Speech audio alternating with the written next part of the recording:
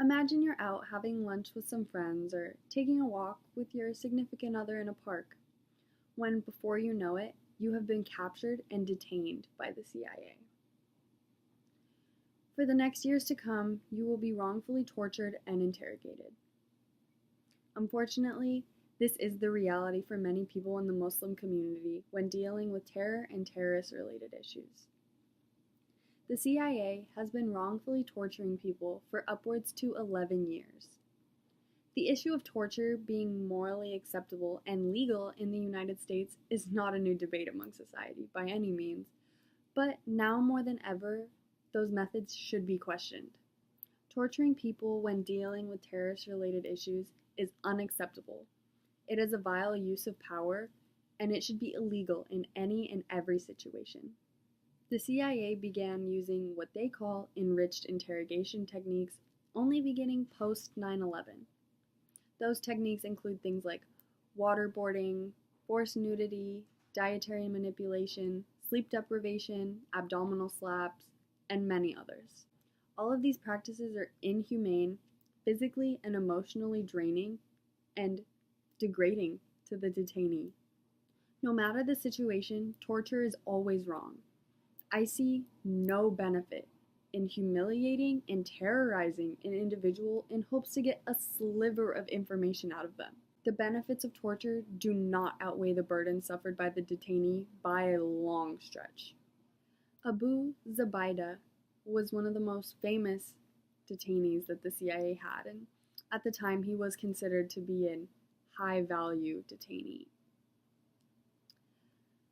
In fact, he was innocent, but the CIA held him captive for up to 4.5 years, and he was subjected to be brutally tortured almost every single day. Zubaydah was waterboarded up to 83 times. He was deprived of sleep. He was confined to small spaces, and he was even at one point put on a diet of only Ensure and water. As a result of the brutal conditions that the CIA held him captive in, Zubaydah ended up losing his left eye. How many people need to have their bodies and souls mutilated or even wrongfully killed before we start looking at torture as a serious issue of power? Not to mention the insane toll it has on your psychological health. Victims of torture are more likely to develop disorders such as depression, anxiety, PTSD, and paranoia. When discussing the justification behind torture, many people will bring up the ticking time bomb situation. Even the situation, in my eyes, torture is still wrong. Indeed, it is tragic knowing that many innocent people may die, but what are the odds that he will actually give up the location of the bomb? How are we even 100% sure he knows the location of the bomb? Again, we find ourselves in a situation of torturing an innocent person based on their racial background. Even if we choose to torture a person, because of the small time frame, we will be more amped to use more drastic measures.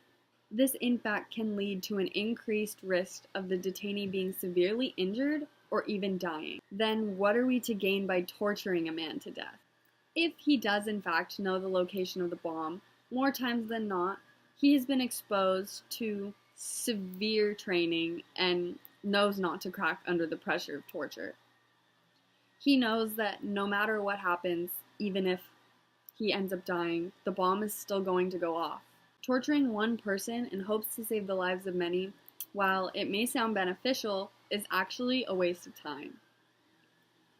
In all reality, torture is hurting more people than it's saving.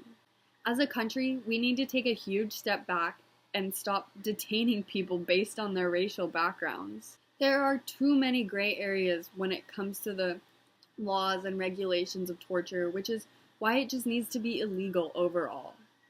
This mad game of human manipulation is vile and sick, and it needs to be put to rest.